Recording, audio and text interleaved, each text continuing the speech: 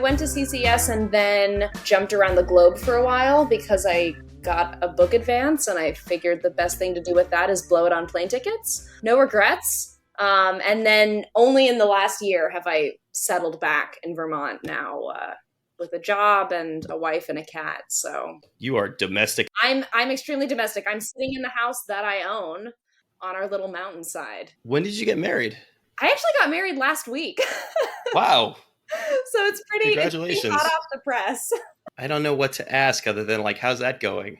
It's fantastic. It's great. And she's a cartoonist too. So it's... Uh-oh. Is that a good thing? Normally I would say it's not a good thing, but with her, couldn't be lovelier. No competition there? No, it works because she's super talented. So she's super talented and she's super secure. We both are. So it's perfect. But it does not bode well for our future children where both their moms are cartoonists. It's kind of like they're doomed to do this too. They're going to be starting quarterbacks. That's what I want. Anything but this. Please. Anything but this. You found success and you found it pretty quickly. And clearly, like, it's a little tongue-in-cheek to say that. But when you talk to kids who are just starting out or like CCS students, do you tend to sort of edge them away from seeking this as an occupation? I am always really hesitant to push people towards doing this full time. I am all about people having comics and art in their life, but everyone has a really pretty idea in their head of what it feels like to sit down all day alone and draw graphic novels for 5 years straight. And it's some people have the stomach for it, but from what I've discovered, most people don't. And I think in general, your comics are fueled by other kinds of interactions with the world. So the line that I always push is do comics and also do something else. So like for me, it's doing comics and teaching simultaneously. That's how I sort of find the balance with it. But it's like you don't have coworkers. You can go to conventions. San Diego Comic-Con does exist, but it's a one-off. So I'm very hesitant about this being a person's whole existence. I'm all about balance. And I'm also pretty hesitant about pushing people towards longer form work at this point. You have to be ready to do a graphic novel. It's something different. And there's this idea that to make work that's important, it has to be long. And it's so not true. So I try to break that down with my students, that it's like a wonderful 30-page comic can be more powerful than a 300-page comic. There's no need to do it just to do it unless you really need that space. You have no shortage of longer form books at this point. And we'll talk about the collection in a bit, which is clearly a case of you kind of ramping up to it to some degree. But it still seems like you kind of jumped in with both feet. I mean, when you started, were you also under the impression that you needed to create a long work and that was more substantial? I fortunately wasn't, because I didn't expect to be a cartoonist. My grand plans involved you not going to college and maybe enlisting in the military. And then cartooning kind of showed up accidentally. The military? Yeah. That's my question. My question is, the military? A recruiter in high school totally convinced me. And I was all ready to go. And I had applied to CCS, the Center for Cartoon Studies, on a whim, really thinking I wouldn't get in and not expecting to go at all. And then I got in. And I thought, I guess I'll go to comic school for 2 years. I'll be 20 when I get out. I can enlist after that. And the comics just sort of took off. I realized I liked it a lot. And I kept with that. So when it came to like making a graphic novel, I wasn't going into this being like, I need to make a graphic novel. I need to be an author. I went into this thinking this was like a fun way to spend 2 years and a more affordable way to approach an education instead of a 4-year university, which seemed like too much money. And so I feel like the choices I made for my career were very much about what seemed right in the moment and not about other people's expectations. So I got lucky, but I definitely have a streak of intensity within me. I mean, I was, pointed towards the military. That says something in itself. So the way I approached comics was pretty intense. So the intensity that I was maybe going to point elsewhere ended up being targeted at comics. So of course I didn't do anything halfway. I started a comic, I finished it immediately. I would start a new comic. I'd make another book. Very, I'm pretty disciplined when it comes to this art form. Intense in a sense, but do you think that you benefited from not having the pressure of assuming that this was going to be your career? Oh my God. I think it made it possible. I think if I had gone into comic school as an 18-year-old wanting to make this into something, every little failure or every roadblock would have felt completely different. I didn't mind the roadblocks because it was like, what on earth is it blocking? It totally made it possible. And sometimes I think it makes it hard. I always try to empathize with my students, especially who have wanted this their whole life. And it's hard sometimes because I didn't want this my whole life. And sometimes it makes me feel like a fraud to even say that this art form that I've dedicated myself to is something that just kind of showed up accidentally. It showed up just because I took a class with Scott McCloud that I didn't even sign up for. My dad signed me up for it. Yeah, I mean, if you're going to take a class with somebody who's going to propel you into comics as a career, I think that's probably a pretty good starting point. I know. Little did I know. He was a great guy. He still is a great guy. Is there a sense of guilt in feeling like this is something that a lot of people want and that you didn't necessarily want and that you've had success at? I wonder if it's guilt. I wonder if it's more that, that I feel like I constantly get asked the question, like, when did you start drawing? When did you start wanting to do this? And as a kid, I remember feeling pretty ambivalent towards drawing. I didn't think I was that good at it. So it was like, I'm not going to waste my time doing this. I'll do other things. So sometimes I feel like I wonder where my ability came from if it wasn't this sort of deep kernel that was always in me. And when I think back, it sort of just came from sheer will of I started doing it. And I remember looking at my first comic that I drew, a 2-page comic about a boy who turns into an octopus that will never see publication because it's really ugly. And I looked at it and I was like, this is ugly as fuck. And I was like, well, okay, let me do it again and try and make it prettier. So I don't know, maybe it's guilt, and maybe it's also just feeling like when we talk about the narrative of successful creatives, I don't feel like the common narrative is that this just sort of happened and I've tried my best ever since. It's usually that like this is something that's always been a part of me. But if I don't want to do comics next year, I will never do them again. I think it's unlikely. I really do like them now. But I also don't feel like if I stopped doing comics, my life would stop. Maybe there's something to that too. Is part of your drive just that sort of momentum in knowing that like if you do hit pause that you might not go back to it? Yeah. And I think it might be pretty likely in a way. I have 5-ish books that I'm contractually obligated to do and that I'm enjoying doing right now. After those books, I don't know.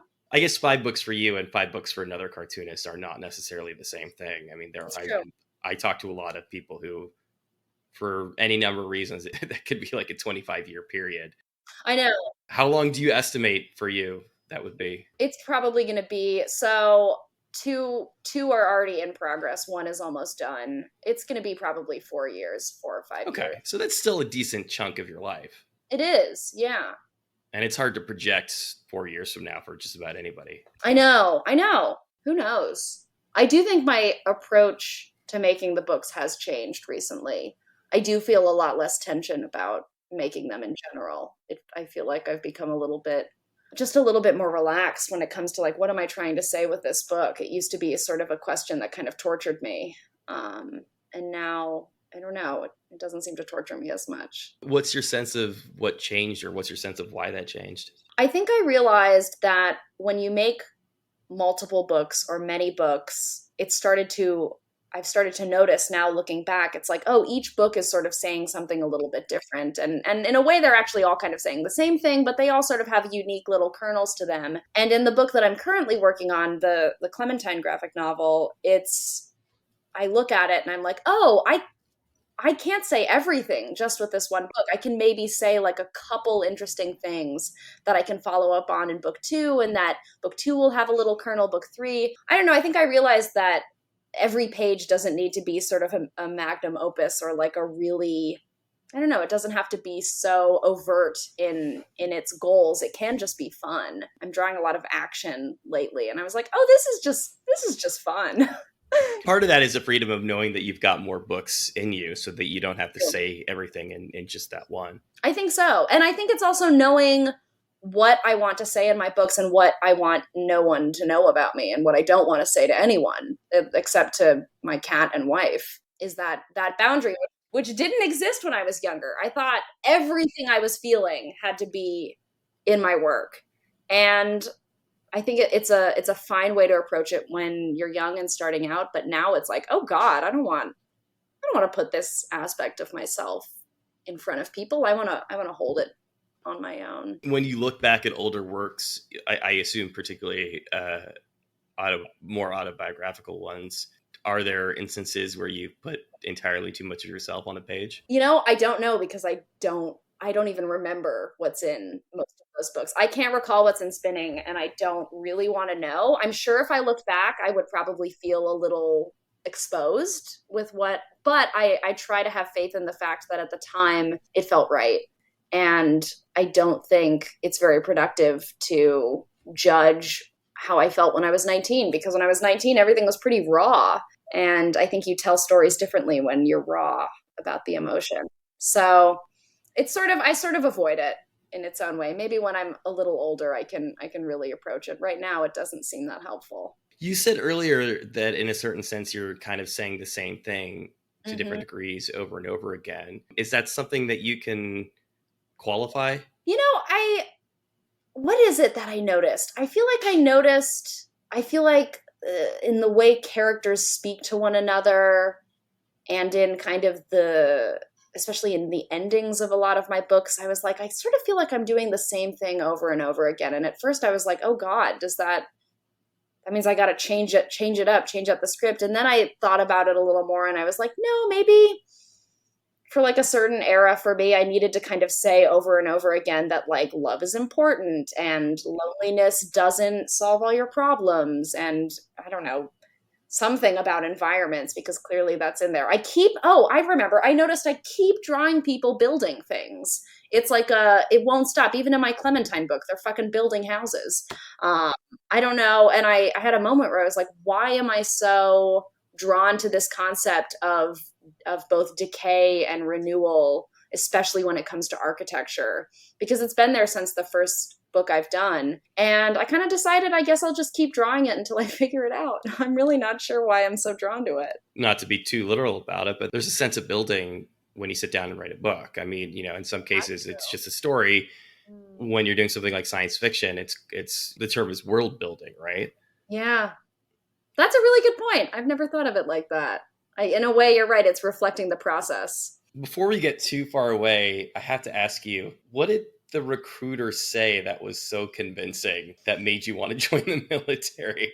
Because I don't know a lot about you other than what I've read, and I've read a couple of interviews, but like, I hope this isn't offensive to say that you don't necessarily strike me as somebody who would be super excited to join the military. I know, and certainly not my persona, or not if you read all my work, you'd be like, she's going to join the Marines, really? Oh, the Marines. Yeah. Not just the military, the Marines. I know.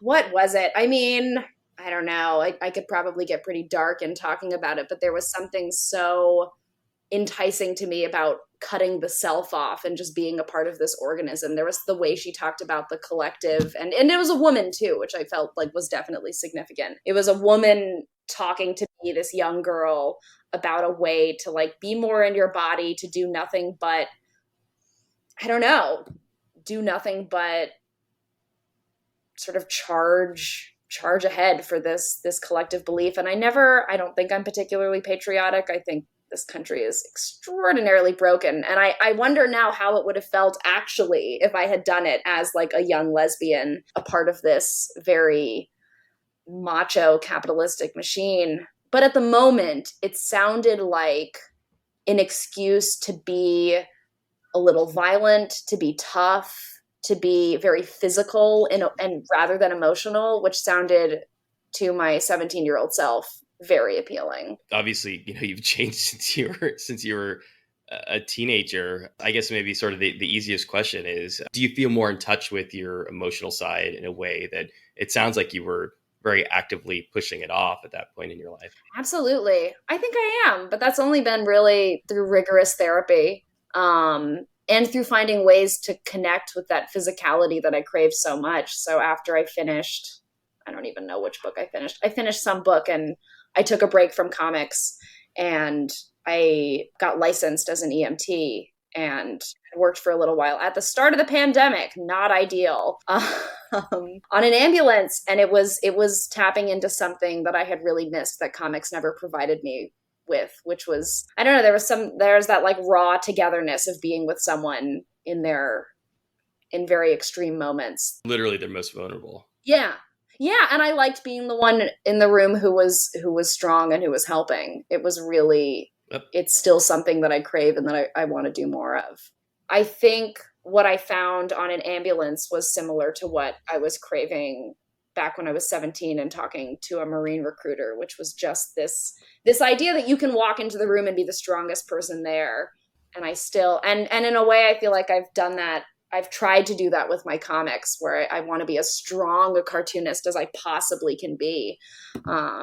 But it plays out a little differently with comics. There's a lot of value in being needed by somebody, Yeah. and that's a moment when it is life and death if you're, whether or not you're there to show up. Yeah, I always struggled with when my books started coming out and people would tell me that my books helped them. It was hard for me to believe them, even though I shouldn't doubt what they say, because if they say that to me, I should trust it. But it always felt like I just sat alone comfortably at my desk and drew this book, and that's helping people. And I've come to feel that books help people in a certain way, but there are a myriad of other ways to help people that books can't do. And it's something I still wrestle with. From therapy, you gained, I think, the ability to be more in touch with your emotions. From working as an EMT, you mentioned the physicality. Where in that does your cartooning work fit? You know, obviously you hear a lot of people talk about their art as catharsis or therapy. Ugh, I wish. I have always pushed back against this idea of art as catharsis. I've certainly had cathartic moments with my art, but it has almost always felt just like a job. And it's like a lot of sweating at a table, especially on a day like today when it's very hot. And in a way, maybe that's where the catharsis comes from, is Stanley, please don't meow so loudly. I'm trying to talk to someone. Is from that, I feel like I get catharsis from the effort that I put in, but I don't know, like I would say I've experienced maybe 5 or 6 times a moment when I'm drawing or writing something that feels very illuminating and feels really like magical. It's like that artistic moment, but it's not a reason for me to do it. And I really don't believe that art can heal us completely. I think it's actually a pretty dangerous line, because when I'm making art, I think the part of me that it fulfills is it's completely internal. It's like a very self-involved act, which is why it can be so glorious. Is you're spending time in your head, in your memories, in your imagination, but I don't know how you're supposed to connect with the world or heal from anything if you're just sitting right inside yourself. I've never heard it quite articulated like that, and I would say that most of the people that I talk to who do find a certain sense of catharsis through art are like also in therapy, and realize that, you know, that it's not their work, whether it's art or music, isn't going to be a pure outlet. I think you're sort of approaching it from the standpoint of like it's kind of all or nothing, right? That it like completely serves as that outlet, or not really at all. But you're right, there is an in-between, isn't there? And clearly I get something from it because I keep doing it. I wonder what it is. I think it's I feel like a resistance inside myself when people talk about the entire act of art making as catharsis, because I feel like what is true is that there is like a piece of it that is catharsis, and then most of it is just like sheer labor. Oh yeah, no, it sucks. So much work. Comics are so hard. Looking at it through that lens, what do you get out of something that is purely autobiographical? What do you get out of telling something deeply personal? I heard you or read you talking about spinning, and I think, if I remember correctly, I think what you said, it is that you hadn't originally envisioned it being maybe as autobiographical as it was, or that the coming out story wasn't about it originally. And at some point in the process, obviously it became more deeply personal than you set out to make it. Yeah, I think, autobiographical work is fun, because in a way, or it's fun and challenging because when you're writing fiction, I mean, everything just sort of has to be created. And it is fun working with material that already exists. Mm. And I think one of my favorite aspects of working on spinning was that by putting down such personal memories, it sort of felt like giving them away. It felt like getting it out of me, sort of like puking, which is a little graphic. So closure, is that? I think it's almost like deciding, yeah, I don't know. It's like when you're at a party and you can tell that you've like told this one story about yourself sort of over and over again. And it's like by telling it in spinning, it's like I don't feel so compelled to tell people like I was an ice skater. It was really hard. Also, I'm gay. I guess it was closure, or it was a piece of closure, because then after spinning came out, I felt like the real coping started and the real processing happened. How so? Just because then it was out in the world and people knew this part of me. And I was like, well, shit, if people know this about me, I better know this about myself. And I made the book in such a fugue state that I don't think I was putting a lot on the page without thinking about what it meant to put it on the page. And by putting it out there, it actually made it much easier for me to process with my family, process with people from the book, process with myself. It forced me out of my shell. Little did I know as I was doing it. In the sense that, particularly with your family and people close to you, that it's out there, so you have to deal with it. My inclination is always to not talk about it because it feels too painful. But by talking about it, I realized, I found out that my parents and I were on the same page about skating the whole goddamn time. They hated it. They thought I liked it. I hated it. I thought they liked it. It's like one of those things and now we're so much closer because I don't know, unfortunately for all involved, the way I had to deal with it was by writing a memoir, which is not ideal for everyone, but I wouldn't take it back for a second because it really did bring me so much closer with everyone. Maybe this is like where the fugue state kicks in, because it's something that I've never been able to fully understand. And it's not an impulse that's unique to you by any stretch of the imagination, but how you can be so completely uncomfortable discussing something with the people in your life and yet sit down and write this book that a ton of strangers are going to read. Because there is no way to fathom when you're working on it that strangers are going to read it. You know it conceptually, but they're not in the room with you here. If they were, no one would write a fucking memoir if their mom was sitting next to them. I mean, it's all a concept. I really believe that it's hard to comprehend what it actually means for people to read your book until it's a book. I think what makes it possible is that you're sitting alone with your thoughts. There's paper in front of you. And for whatever reason, you're compelled to put it down. And part of the power, I think, is in not thinking about the consequences and saving the consequences for later. That certainly is what I did. Comics is such a deliberate art form from a standpoint of, and I don't know exactly what your process is, but most people's process to some degree is scripting and then thumbnailing. And that's where I diverged. Script and in spinning, I drew straight to ink. James Sturm was the one who guided me on the method for the book, but I would just take I would draw a scene every single day from a different part of my life, and we stitched it together into the book. I think it would have been impossible to write a memoir if I had had to script it out. Someone read it, I thumbnailed it, I penciled it. I don't know how people do it like that. I get it for fiction, but autobiographical work, I don't want to sit with that shit for that long. Obviously, James is as good a North Star as you're possibly going to get when it comes to sitting down and starting a book. Why was that the method you landed on? Because James was my thesis advisor. Spinning started out as a thesis project for CCS. I was in a lot of pain thinking about all of these memories, and James could see it, and I think he wanted to help me get it out. And the first thing he had me do was free writing. So just like, free writing out a bunch of stuff, sort of not worrying about grammar or anything. And he went through and he read that. He's the only person who's ever read it. And he circled a bunch of things and was like, use this to start a book. And I did, and I trusted him, and I'm glad I did. I think he could tell, and I think I knew deep down that I wanted to like let this stuff out and figure it out. But I kind of needed a grown-up to tell me, and James was a good one to do it because he's family at this point in my life. I mean, why was that the moment that you felt like you needed to really get it out?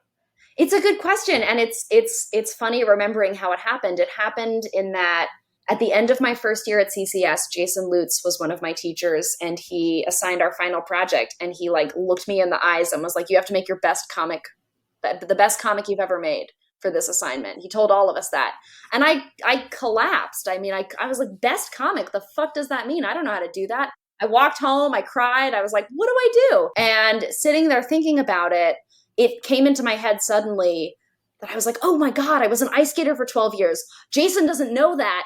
I'll make a comic about being an ice skater and I'll impress him and all will be well. And so I sat down to try to do it. And every time, the comic was supposed to be funny. It was supposed to be about when I was on doing Glee on Ice. I was the cheerleader. And I sat down to start working on the assignment and I started drawing myself. And every time I approached drawing my legs, my hand froze. I felt sick and I couldn't do it. So I tried the next day and same exact thing. Every time I tried to like complete drawing my body, I felt like I was going to be sick and I couldn't do it. And I remember talking to my friend Dave about it and he was like, well, you're out of time. This assignment is due. You need to figure something out. So I made an entirely different comic and I just abandoned it. But then over the summer, I kept thinking about that experience of trying to draw myself and being unable to do it. And of course, it struck me as a challenge. Well, it's like, well, why can't I? Why can't I draw my body at this age and in this particular position? And that was what started it all. If I hadn't tried, I think, to draw myself that way, I never would have thought about it. Do you have an answer to that question now? About why I couldn't draw myself? Absolutely. I had a coach. Some of my earliest memories are of this particular coach talking about my body to my parents and about how I was doing well on my team because I had the flattest stomach. And I had so many sensory memories, especially about my legs being sort of gripped by coaches or like moved around, wearing these tights, being very cold, that, I was just so screwed up over it. I thought of my legs in such a strange way. I didn't think they were my legs for most of my life. I was like, these are my coach's legs. These aren't my legs. So trying to draw them is about taking control back, is when I draw my legs as myself in my apartment, on my own, they have to be my legs. And it took me a while to sort of reclaim it all and be able to even think about what I actually looked like. That was another big part of it too, is I had an image of what I looked like. And then I looked back at photos and I look emaciated. I look like a child who's suffering. And I remember feeling like I looked very trim, very strong. To some degree, that aspect of it is pretty universal in that we all have some form of body dysmorphia, probably to some degree. But, of course. But do you think that you were seeing yourself through your coach's eyes? Absolutely. Absolutely. I was seeing myself through my coach's eyes and through my fellow skaters' eyes. And it was always a competition about, and it was one that I was often winning because I apparently at age 7 had a very flat stomach, which is like, oh God, it's terrible. Yeah, none of it was through my eyes. And maybe that was part of why spinning was such a solid experience for me, as I was finally able to look at my life's experiences through my own lens for once. Is the fugue state, as you described it, or they call it like flow? I think a lot of people call it flow. Is it about getting out of your own head? I think it's about getting away from sort of the perspective and the pressure of others. For me, it was less about getting out of my own head. It was about getting away from the anxieties of everyone around me, the anxieties that I felt like were sort of bestowed upon me in my childhood, as they are to most kids. Flow for me isn't a state of sort of going far away. It's just about not worrying. I'm not stressed. I'm not thinking like, oh, what if I draw this wrong? There's sort of no wrong when I'm in that state. And it's one that I don't get too much anymore, which is a bummer. I assume it's also probably pretty difficult to achieve when you're not only doing it for an assignment, but when Jason Lutz looks you in the eye and tells you that this has to be your best comic. I mean, no disrespect to him, but like, clearly it's worked for him, but I don't know if that's the best advice in the world. It's interesting because now that's my class that I teach, and I teach that assignment, and I don't say that to my students. I say it is all about using the accumulation of the skills you've gained in this year and putting them to use. So if you learned how to spot blacks, if you learned how to do dialogue better, this is your chance to try and use it. Is your sense that that was just his like shorthand way of trying to say that? Absolutely. But it's the student teacher relationship. Teacher says something, student is like, what? They Yeah. never, I didn't ask any clarifying questions. I wasn't like, Jason, what do you mean by best? I just, got stressed out about it the way you do. I know that you said that you don't go back and read your old stuff, which is like totally understandable. I hate reading stuff that I wrote like a week ago, but putting together this collection was very much a process of you I assume having to force yourself to go back and not just your old stuff, but like your assignments. Yeah, and luckily I didn't have to do most of it. You did write notes though. I did. And that was pretty interesting. And that was also possible because I did it with Ricky. So Ricky is the editor at Avery Hill who first found me online and first published my work and who I've known for many years now and I feel very secure with. And so when it came to talking about these comics, I was like, I can do it, but we have to do it together. And it has to sort of feel like we're just chatting about it. I'm not like sitting here really thinking about what this comic means, like just sort of help me through it. So he helped me through it. And it felt like just taking a stroll down memory lane, not like really looking at it too hard because I wasn't happy when I made most of those comics. And it's hard for me to look at a lot of them. I'm trying to remember if I've seen another collection that does that same thing with sort of the course assignment attached. And I think it's probably because I don't think comics had been taught the way that they are taught now through CCS or a lot of the classes out at SVA or, what Tom Hart's doing down in Gainesville. But it's a completely different way of looking at it, right? You'll read a lot of collections and there'll be notes from the artist, but it's a different filter to see that these were created with an assignment in mind. I know. I think it's fascinating. I think it's I'm all about comics education, obviously, because I'm teaching it. I think it's wonderful to see the prompts because I also think then people reading it can be like, why don't I try that? Yeah, I didn't think about it until you just brought it up that it is sort of a newer, I think for writers, writing education has been such a mainstay for so long. It's been common to see like, oh, I did this at grad school. Yeah, I wonder how it'll feel for readers to see that. As a writer or as an artist, prompts are useful from the standpoint of, like the tyranny of the blank page and having parameters set down. Now that you've been doing this for a while and you've got several books under your belt, do you still need prompts to get started?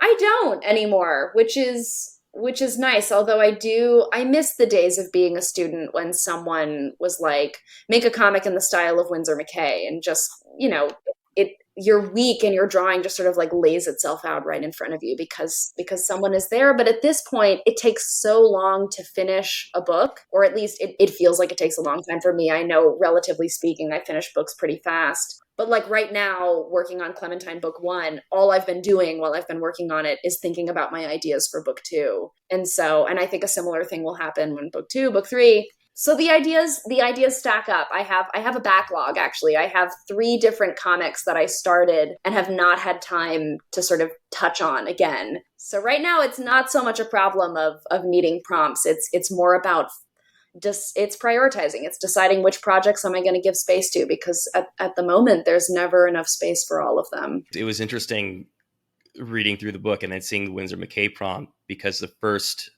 story in the book is the end of summer and like is a very Windsor McCay inspired style. Absolutely. Yeah, it's I mean that's where it all started. Is I was aping and working from my influences really directly. When I look back at some of the sketchbook stuff that I did, I don't know if you're familiar with Joe Lambert's work, but it was like a 1-to-1 for me in high school where I saw Joe Lambert's drawing and it was like, I need to draw like that. And I remember reading Sam Alden's comics and I was like, I need to make comics like that. And they totally merged and the influences are right there. But I think it's actually really wonderful to be able to see influences so vividly. I talked to a lot of cartoonists and I spoke to one recently, and it's somebody who has written a lot of nonfiction comics, and he sort of threw out science fiction as a hypothetical. And this has happened on a lot of conversations that I've had, where it's just like a hypothetical of something that I would do if I wanted to go really far afield from what I do. And it seems like you don't have any particular allegiance to genre from that standpoint. You will sit down and just write a science fiction book. Yeah, and I think it helps because I'm pretty ignorant about a lot of topics. Like I don't know a lot about sci-fi. I didn't read a lot as a kid. I always had trouble reading. So a lot of genre to me is sort of a blank slate. Now I have since now read some sci-fi and it's fantastic. And now I know, but I'm kind of glad that I didn't know much about it when I made Sunbeam. But yeah, I have no allegiance to genre or style. I know my work all of it looks the same to everyone else, but to me, my books look very different. To me, I think I always thought a lot about Gillian Tamaki. I have always admired Gillian's versatility and how she goes from doing adult work to young reader work to middle grade to different styles and mediums. And she's definitely one who her power as an illustrator informs her comics. And I don't think I ever will have that kind of illustrator capacity, but I have always wanted to be like her when it comes to my books being really different from one another. It's also more fun. I can't, after doing Are You Listening, I don't think it's not a surprise to me that I'm doing a book for The Walking Dead now, because it's the polar opposite of like a sensitive graphic novel about a Texas road trip and trauma, is to like pivot to zombies. But it keeps it interesting and it keeps it fun, and it also keeps me on my toes because there's definitely, I have a comfort zone with certain types of stories, and I like that. I like to try to take on jobs that aren't going to let me live there so easily. So that's why you're talking to Robert Kirkman. Oh yeah. This book was announced, so I'm allowed to talk about it. I'm not breaking any rules. God, they would kill me if I was breaking the rules. Yes, I'm doing three Walking Dead graphic novels about a character, Clementine, who is from the Walking Dead video games. And I am continuing her story. I don't know how the fans feel about it. I'm not going to worry about it right now. I'm just going to focus on my zombie book. I was reading through on a Sunbeam, and one of the things I was thinking, at least towards the beginning, I would say like, a chunk of it. And I think this is a conversation that's had a lot around science fiction specifically. How much of it being a sci-fi book and it being set, in space and on planets is perhaps incidental to the story that you're telling. Yeah. It's so arbitrary in On a Sunbeam. It doesn't matter at all. It's just a background. It really is. And also it's a background that made my job a lot easier because I got to fill a lot of those backgrounds with spot black, which is way faster than actually drawing them. Yeah, it actually is. I know now it's not really sci-fi. It's speculative fiction, but labels are stupid. I don't really care what it takes place in space. It takes place in space, but it takes place in space because I was like, that's funny. Why don't I put it in outer space? It could easily take place in Maryland. It's I wonder what it would look like if I actually tried to make a story that had to be connected to its environment and genre for its kind of survival and purpose. Who knows? In that specific instance, which came first? Oh, space came first. Space came first because I had just finished spinning and I was like, I hate the ground. I don't want to draw schools anymore. I don't want to draw ice rinks. I want to draw outer space. This is like the carbon negative, right? Like ice skating is a very white, like I was going to say it's very white, which I guess is like accurate in multiple senses, but it's white. It's white in the sense that like, that ice, like the most of what you're drawing is the ice, and it is a blank page versus space. That's wild. I've never actually thought about the contrast that you're talking about, which is that if it's true, if you flip through spinning, there's a lot of open space, and then you look at On a Sunbeam and it's full of solid black and solid colors. Yeah, that must have been purposeful because I wanted to feel like I was doing something really different from what I had just did. One of the things that has always stuck with me, years ago, I talked to Jaime Hernandez, and he told me that it's like such a silly and obvious thing in hindsight. I'm not a cartoonist. I don't draw. So that's probably why it hadn't occurred to me before. But he He was talking about why in the early Love and Rockets books they were drawing cars and dinosaurs, and it just sort of comes down to like, you're going to sit down and work on a graphic novel, or even just a long floppy, you draw things that you want to draw over and over again. Exactly. Yes, that's totally it. And it's something, yeah, you're right, you'd never think about it, but all my books have started off that way. Where I remember when Ricky was like, will you do a 90-page book for me? I was like, okay, what should it be about? And he was like, well, I don't know. You're supposed to pick. I was like, okay, well, I remember having a notebook open being like, what are some things that I like? And I wrote down cats, and I wrote down twins, and I wrote down architecture. And that's the whole friggin' book. It's so true. The Clementine book, the zombie book I'm working on right now, is taking place on a mountain just because I really am into drawing mountains right now. And I have to draw mountains for 300 pages. It's a great constraint, actually, one that I recommend to my students all the time, where if you think about writing a book and you're just starting from a blank slate, it's so open, it's so daunting. But if you think about something that you would be comfortable drawing again and again, it's probably not a long list. Drawing's fun, but it's not that fun. And it's like trees are always up there for me. There's a reason why my books are very leafy. You're a twin. I am a twin. I mean, obviously that has to be connected with that being one of the three things that you mentioned that you want to draw.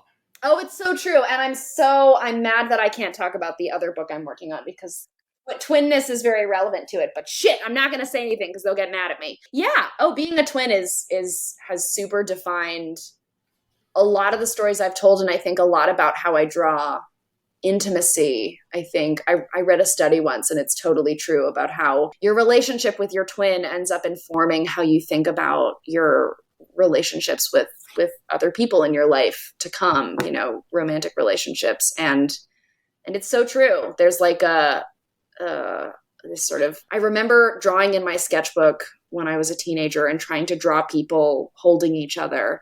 And I kept drawing it over and over again. And no matter how much I drew it, I felt like I couldn't draw them close enough because it didn't express just how close I needed them to be for them to understand how it feels. And it's still something that frustrates me when I draw people being close to one another. It never feels close enough. And I think it has to do with having this other half in the world that I wouldn't be the same without. You two are really close. We are. So I have a twin brother. We're not identical. We are fraternal, but we are very close. He was sort of, it's sad to say, my only friend for a long time growing up. But it's so true that I feel like I can feel him when he's far away. And I don't know, I can't feel his pain, but I don't know, if he got a shot right now, maybe my arm would hurt. It's like it's a totally surreal experience that I know. I've talked to other twins about it. They get it.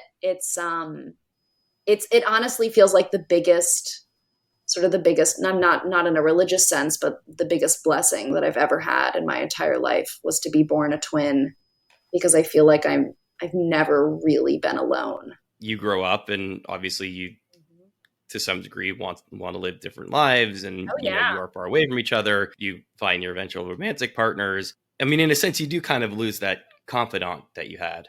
You do, but you sort of never lose that. It's like that foundation. It sort of never goes away. And it's very comforting.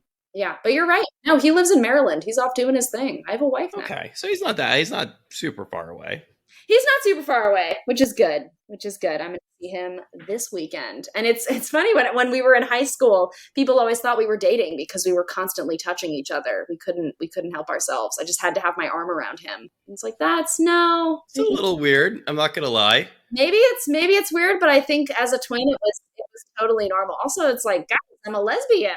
I was one of the only out people in my high school. Do the math. But yeah, no, I'm really compelled to be near him. It's really instinctual. It sounds like you enjoyed the process of doing a web comic, and I'm curious how that impacts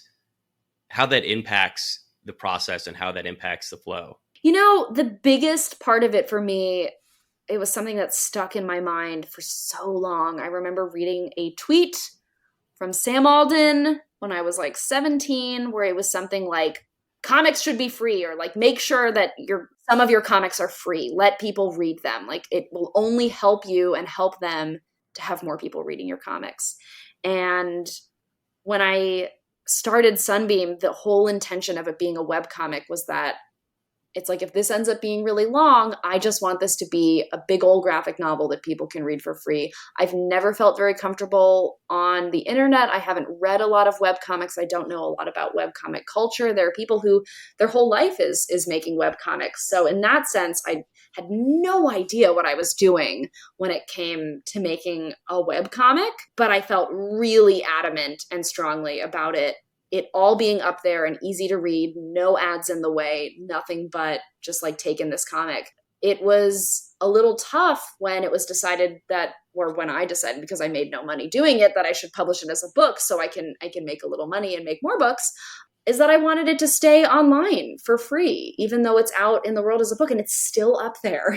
People can read the whole thing, and I'm so proud of it. But even to this day, I still don't know a lot about webcomics. I don't know if I would ever really do a webcomic again, because the more the time passes, the more the internet scares me. And at that time, I was still a little like, oh, the internet's a lovely place. We share pictures of cats. I'm just going to put this online and everything's fine. Now I know more. So I don't know if I would do a webcomic again, but I would absolutely just put another graphic novel on the internet for free again, because it has been nothing but a rewarding experience. So the book, when printed out in book form, it's like 530 pages. I mean, that is a massive. It's book. Long, and if we're going to be honest, the original draft of Sunbeam that was up on the internet initially was 700 pages long. But we edited it down, and I quietly changed what was online to the edited version, so people could read it in its best form. And no one noticed, so it was fine. No one noticed that 200 pages disappeared.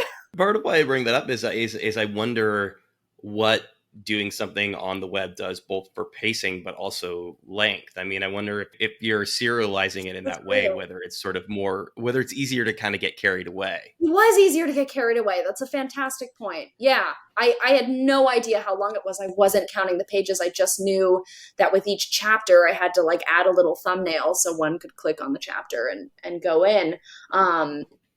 It was nice. It was good to get carried away, but it's so unsustainable. I don't know how. I know people make money as webcomic artists, but at the time there was no money to be made. I was simply paying for the hosting and putting it up there, and I didn't see any other option besides publishing it to make it sustainable. And again, obviously none of us know exactly where we're going to be 5 years from now. And you don't know where you're going to be at the end of this 5-book contract. But ultimately, would you say that you're glad that you ended up at comics and not the Marines? Absolutely. Absolutely. I'm much less traumatized. And I think I have had a lot more time and space for myself. And way back when, as we said, I was running away from myself and from my experiences, and this seemed like a good option. I mean, is there a parallel universe where that's what I did, and I've had different experiences and met different people, and I think I would have been surrounded by very different people than the ones in the comics community, and that's what I sort of wonder about is who would I be if I had been around that community.